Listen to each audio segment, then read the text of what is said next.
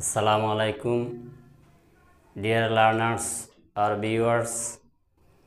আমি আজকে যে ভিডিওটা আপনাদের সামনে উপস্থাপন করতে যাচ্ছি সেটা হলো টেন্স নিয়ে। সকল স্তরের শিক্ষার্থীদের কম বেশি টেন্সের সমস্যা রয়েছে, তবে টেন্সটি যদি আমরা বাংলা ক্রিয়ার বৈশিষ্ট্যের ভিত্তিতে শিখি বা শিখাই তাহলে টেন্সটা একেবারেই সহজ হয়ে যেতে পারে।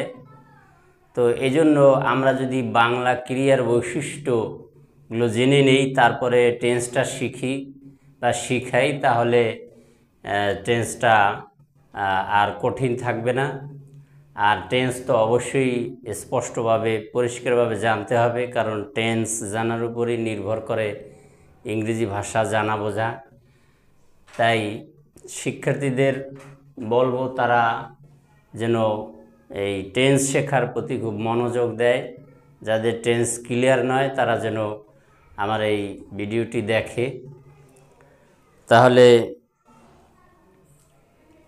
দেখো, বাংলা ক্রিয়ার বৈশিষ্ট্য এক হলো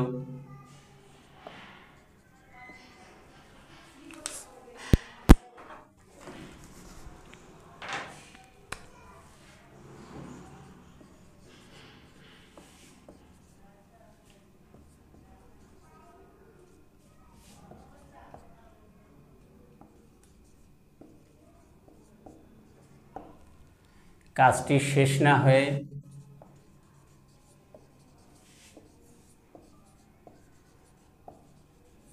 চলছে বোঝালে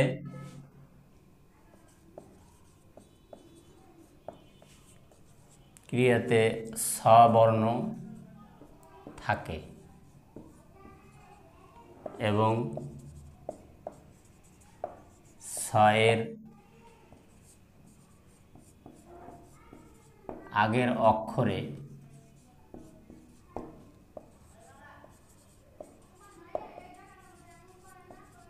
একার থাকে না। যেমন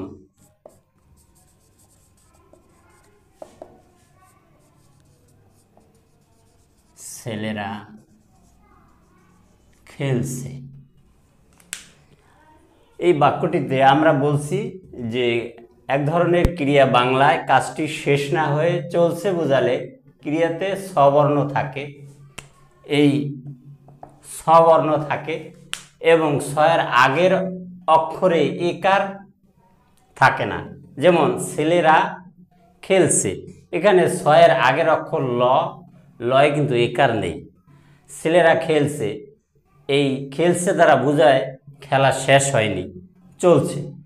তো এটা তো আমরা আমাদের ভাষা, নিজেদের ভাষায় আমরা অনায়াসেই বুঝতে পারি। ক্রিয়া বা কাজটির কথা উল্লেখ করলেই বুঝতে পারি যে কাজটা শেষ না হয়ে চলছে। তারপরও আমরা পরিষ্কারভাবে আরও কৌশলের মাধ্যমে যদি জানতে চাই, তাহলে দেখব এর আগের অক্ষরে যদি একার না থাকে তাহলে বুঝবো কাজটি চলছে, শেষ হয়নি। এ হলো বাংলা ক্রিয়ার একটা বৈশিষ্ট্য।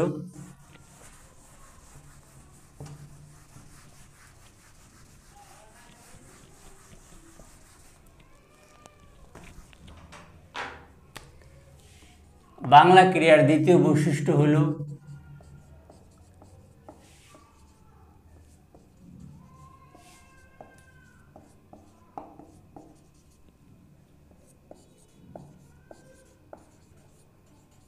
কাজটি শেষ হয়েছে বোঝালে ক্রিয়াতে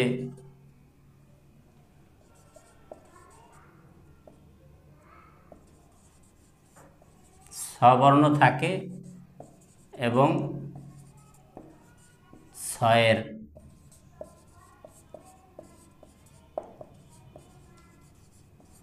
আগের অক্ষরে একার থাকে। যেমন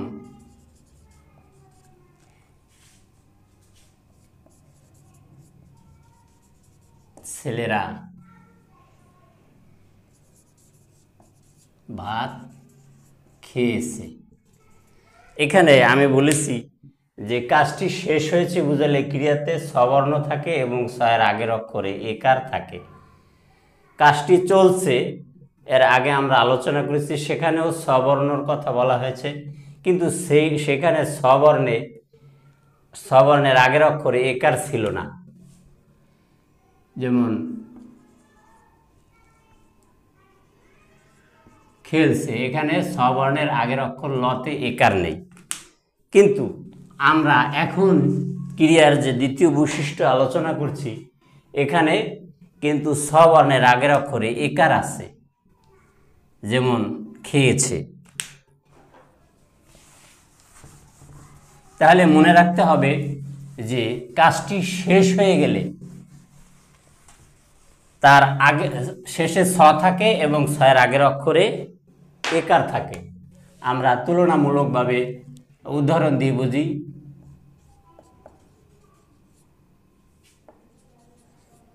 লিখেছে, লিখছে। এখানে ছয়ের আগের অক্ষর খতে একার নেই, তার মানে এই কাজটি শেষ হয়নি, তার মানে চলছে। আর এখানে ছয়ের আগের অক্ষর খতে একার আছে, তার মানে কাজটি শেষ হয়েছে। তো আমরা যদি ক্রিয়া দেখে যদি বুঝতে পারি যে এই কাজটা শেষ হয়েছে কিংবা শেষ হয়নি, তাহলে আমরা অতি সহজে টেন্স শিখতে পারবো। তাহলে এখন আমরা আসি আমাদের টেন্সের আলোচনায়।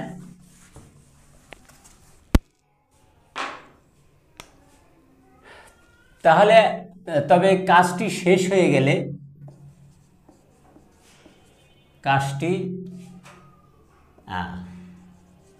শেষ না হয়ে চলছে,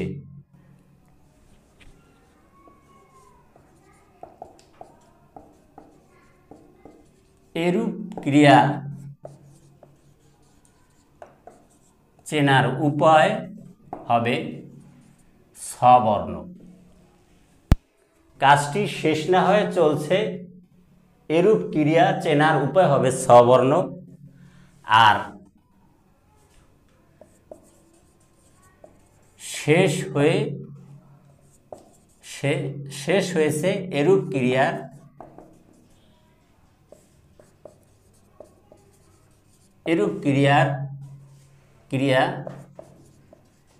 চেনার উপায় হবে এস।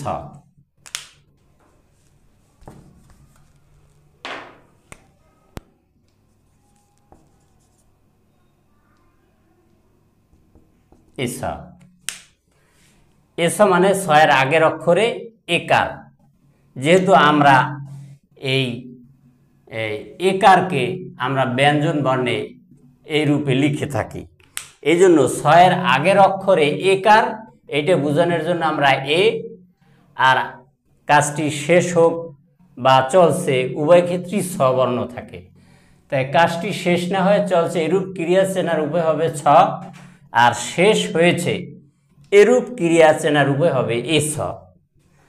ছ আর এস মনে রাখলে অতি সহজেই আমরা 12টা টেন্স শিখে ফেলতে পারবো অতি কম সময়ের মধ্যে। তাই আসি আমরা টেন্সের আলোচনায়। তো প্রথম টেন্সটি হলো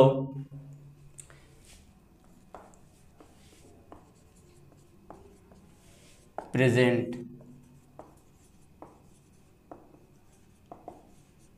ইনডেফিনিট। এই টেন্সটির পরিচয় দেই আমরা প্রথমে।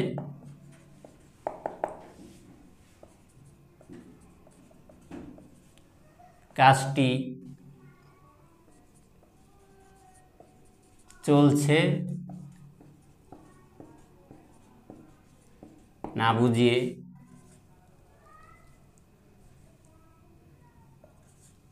তা নিয়মিত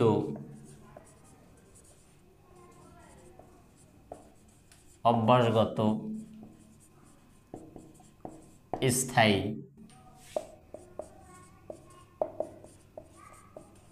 চিরস্থায়ী, বারবার বা সর্বদা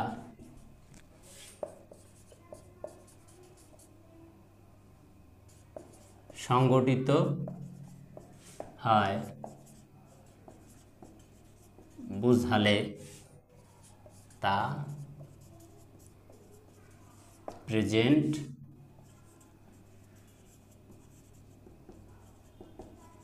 ইনডিফিনিট টেন্স। তাহলে এই টেন্সটার আমরা পরিচয় দিলাম। কাজটি চলছে না বুঝিয়ে তা নিয়মিত, অভ্যাসগত, স্থায়ী, চিরস্থায়ী, বারবার বা সর্বদা সংগঠিত হয় বুঝালে তা প্রেজেন্ট ইনডিফিনিট টেন্স।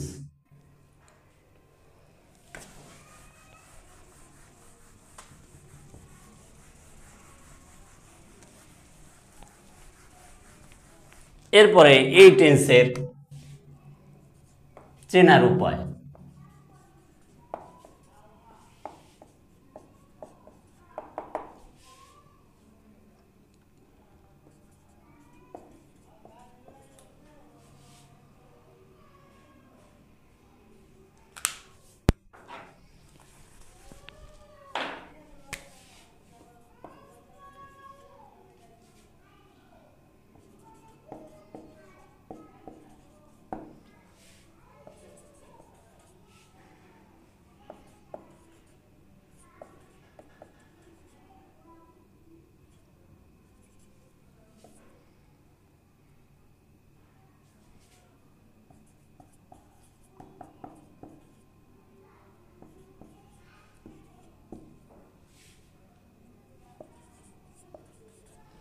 ভার্ব বা ক্রিয়া কাজ নির্দেশক বা অ্যাকশন ভার্ব হলে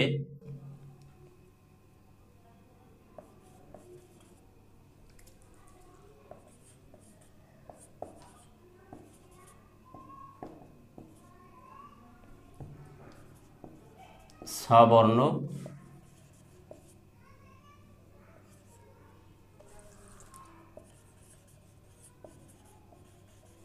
থাকে না।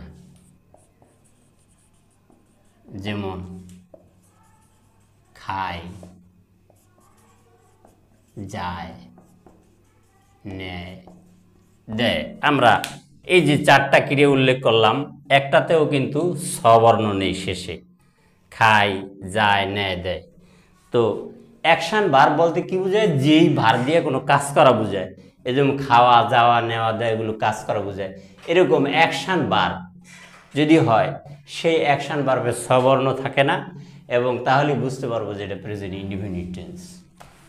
তারপরে আমরা এই টেন্সটি ক্রিয়ার গঠন।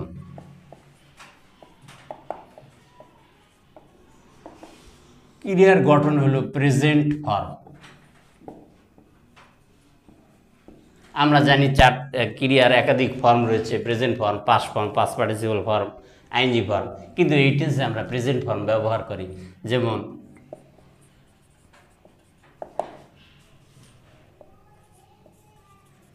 তারা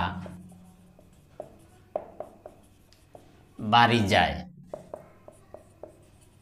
দে গো হোম। আমরা উদাহরণ হিসেবে একটা উল্লেখ করলাম। তোমরা ছাত্ররা আরো অনেক বেশি সেন্টেন্স বাংলা বাক্য